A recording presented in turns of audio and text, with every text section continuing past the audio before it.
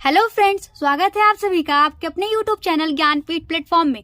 जैसे कि आज हम लोग इस वीडियो में कक्षा 10 यानी क्लास 10th के हिंदी ग्रामर पद परिचय के बारे में कुछ महत्वपूर्ण प्रश्न को देखेंगे, जो कि बोर्ड में आए हुए क्वेश्चन है और चांस है कि इस बार भी बोर्ड एग्जाम में आ सकता है। तो यदि आप अपने बोर्ड एग्जाम में अच्छे मार्क्स स्कोर करना चाहते हैं तो प्लीज इस वीडियो के लास्ट तक जरूर बने रहिएगा। तो चलिए फिर हम लोग अपने वीडियो को स्टार्ट करते हैं। जैसे कि हमारा फर्स्ट क्वेश्चन है, वह भावुक व्यक्ति है। वाक्य में रेखांकित पद का पद परिचय होगा।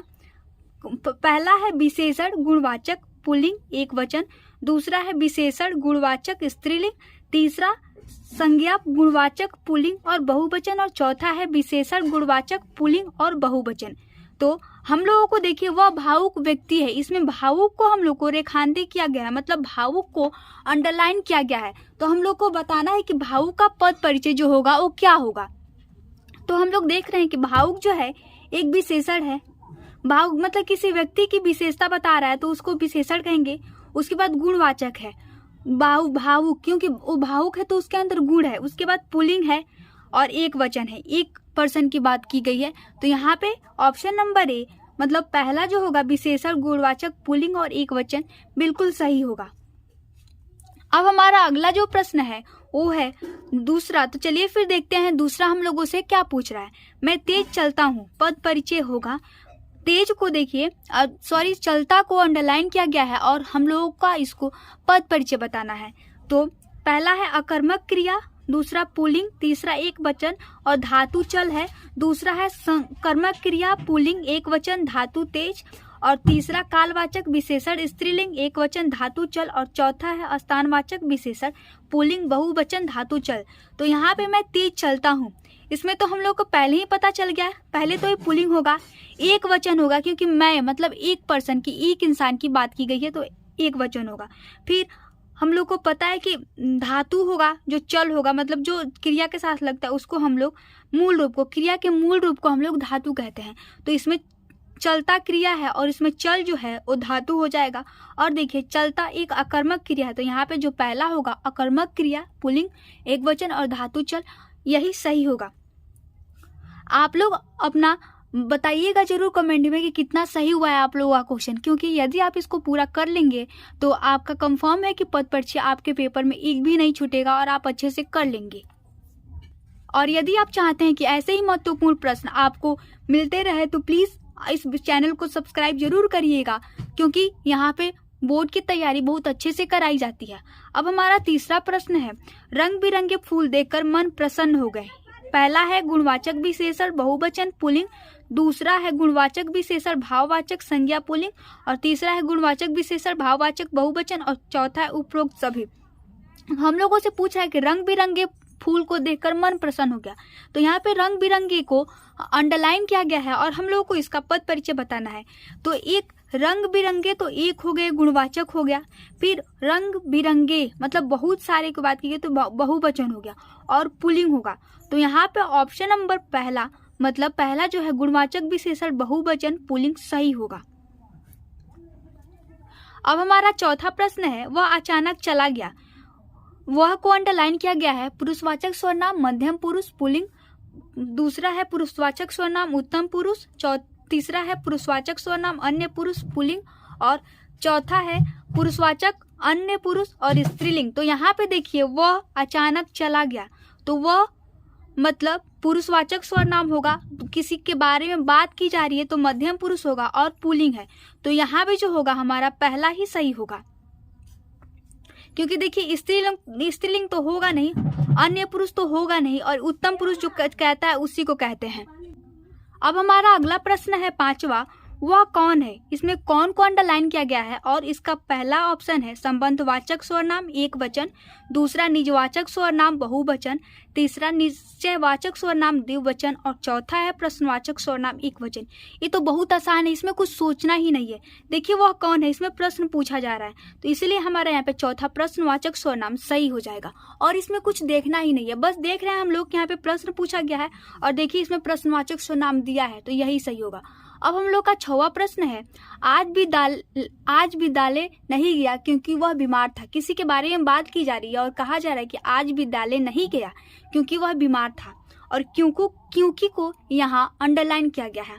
और पहला है संबंध बोधक अव्यय, दूसरा समुच्चय बोधक अव्यय, तीसरा विस्मयादि बोधक और चौथा है कोई नहीं। तो यहाँ देखिए विस्मयादि बोधक वहाँ होता है जहाँ मतलब विस्मय यानी हर्ष, प्रशंसा को, दुख के मतलब भावों को दर्शाया गया हो। लेकिन समुच्चय बोधक वहाँ लगता है जहाँ पे दो सेंटेंस को जोड़ा जाता है। तो इसलिए हमारा यहाँ पे दूसरा समुच्चय बोधक सही होगा। अब जो हमारा अगला प्रश्न है वो है प्रश्न नंबर 7वां। तो चलिए फिर देखते हैं 7वां हम लोगों से क्या कह रहा है। कोई आया मतलब किसी के बारे में कोई आया। देखिए यहाँ पे अंडरलाइन नहीं किया गया है, यहाँ पे कोई को हम लोग अंडरलाइन करेंगे और कोई आया, कोई को अंडरलाइन किया गया है। पहला इसका ऑप्शन है कोई आया है। पहला निश्चयवाचक स्वरनाम एक वचन पुल्लिंग, दूसरा प्रश्नवाचक स्वरनाम एक वचन, तीसरा अनिश्चयवाचक एक वचन पुल्लिंग और चौथा है संबंधवाचक एक वचन पुल्लिंग। ये भी बहुत आसान है, इसमें मतलब थोड़ा सा पता रहेगा तो सबको देखना ही नहीं है। यहाँ देखिए कोई मतलब कोई किसी के बारे में बात की जा रही है जिसको हम लोग को पता नहीं है, निश्चय नहीं है कि कौन है, तो निश्चयवाचक तो होगा नहीं। प्रश्नवाचक इसमें प्रश्न पूछा नहीं गया है, संबंधवाचक इसमें संबंध बताया नहीं गया है और अनिश्चयवाचक मतलब कोई हमको पता नहीं है कि कौन आया है, लेकिन मतलब एक संभावना अनिश्चय है कि कोई आया है। तो यहाँ पे जो तीसरा होगा वो सही होगा, अनिश्चयवाचक एक वचन पुल्लिंग। अब हमारा अगला प्रश्न है प्रश्न नंबर 8वां। तो चलिए फिर देखते हैं 8वां हम लोगों से क्या पूछ रहा है। मैच देखने के लिए बच्चे खुशी खुशी स्टेडियम पहुंचे। यहाँ देखिए खुशी खुशी को अंडरलाइन किया गया है। पहला है कालवाचक विशेषण क्रिया विशेषण, दूसरा स्थानवाचक क्रिया विशेषण, तीसरा रीतिवाचक क्रिया विशेषण और चौथा है परिमाणवाचक क्रिया विशेषण। तो यहाँ पे देखिए खुशी खुशी दिया है, तो यहाँ पे ऑप्शन नंबर तीसरा रीतिवाचक क्रिया विशेषण सही होगा। मैं आप सभी को एक बार और कह दूं कि प्लीज़ कमेंट करके ज़रूर बताइएगा कि आपके कितने क्वेश्चन सही हुए हैं, क्योंकि आपके जितने क्वेश्चन सही हुए हैं समझिए उतना आपका मार्क्स इंक्रीज हो जाएगा। आपके किए गए क्वेश्चन डिसाइड करेगा कि आपका बोर्ड में कितना मार्क्स आएगा। अब हमारा यहाँ पे 9वां क्वेश्चन है मौसम बहुत सुहावना है। ए क्रिया विशेषण गुणवाचक पुल्लिंग एक वचन, दूसरा विशेषण गुणवाचक स्त्रीलिंग एक वचन, तीसरा संज्ञा गुणवाचक पुल्लिंग एक वचन और चौथा है विशेषण गुणवाचक पुल्लिंग और बहुवचन। यहाँ देखिए सुहावना को अंडरलाइन किया गया है और हम लोग उसे सुहावना का पद परिचय पूछ रहा है।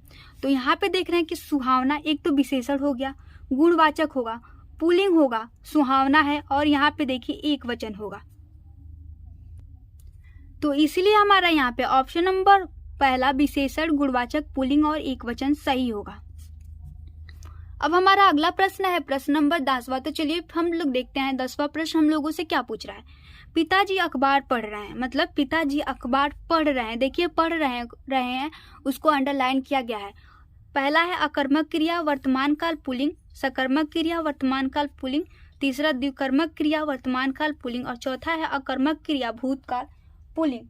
तो यहाँ पे पिताजी अखबार पढ़ रहे हैं, पहले तो डिसाइड है कि अखबार पढ़ रहे हैं वर्तमान काल होगा, पुल्लिंग होगा और क्या पढ़ रहे हैं इसका आंसर है अखबार पढ़ रहे हैं। तो यहाँ पे ऑप्शन नंबर पहला दूसरा सकर्मक, देखिए अखबार क्या पढ़ रहे हैं, अखबार पढ़ रहे हैं तो सकर्मक क्रिया हो जाएगा, पढ़ रहे हैं वर्तमान काल में हो जाएगा और पुल्लिंग हो जाएगा। तो यहाँ पे हमारा दूसरा सकर्मक क्रिया वर्तमान काल पुल्लिंग सही होगा।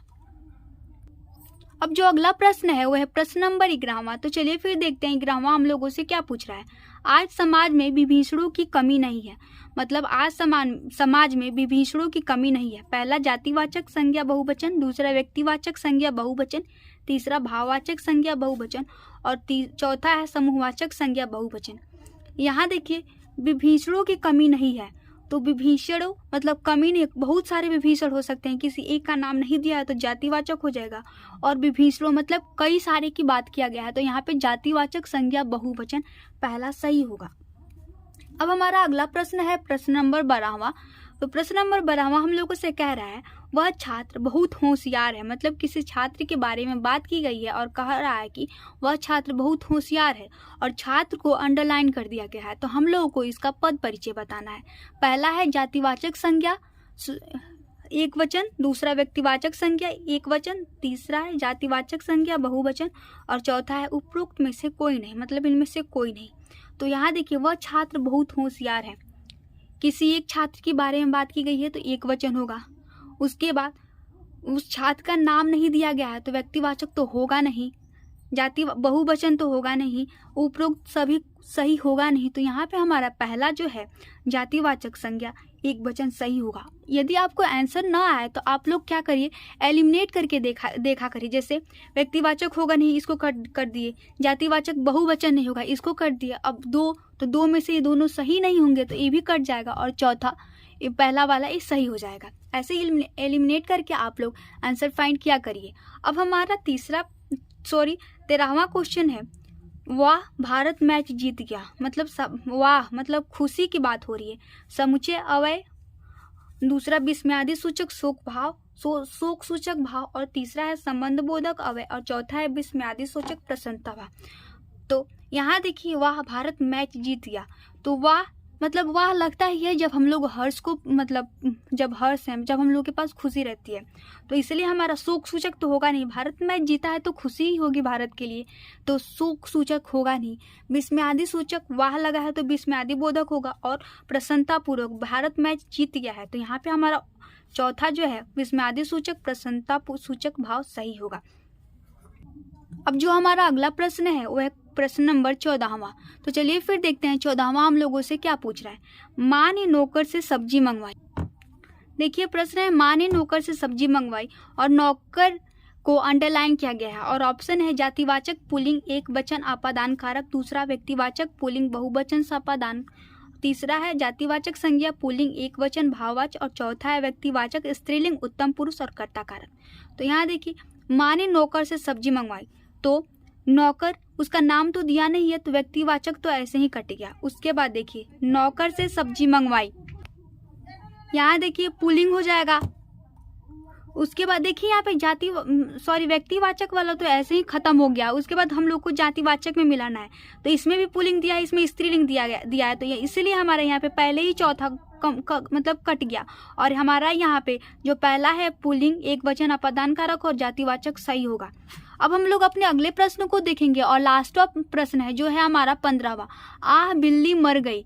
ए विस्मयादि शोक, विस्मयादि और शोक है, यहाँ पे दूसरा होगा, दूसरा विस्मयादि हर्ष, और तीसरा है समुच्चयवाचक, और चौथा है संबंधवाचक। तो यहाँ देखिए आह बिल्ली मर गई, बिल्ली मर गई है तो शोक की बात है, दुखी की बात है, और विस्मयादि यहाँ पे देखिए आह लगा है तो वह विस्मयादि होगा, तो इसलिए हमारा यहाँ पे पहला जो ऑप्शन है विस्मयादि और शोक सही होगा। अब हम लोग का वीडियो यहीं पे ख़त्म हुआ, और यदि आपको यह वीडियो अच्छा लगा हो तो प्लीज़ इस वीडियो को लाइक करिएगा और हमारे चैनल को सब्सक्राइब जरूर करिएगा।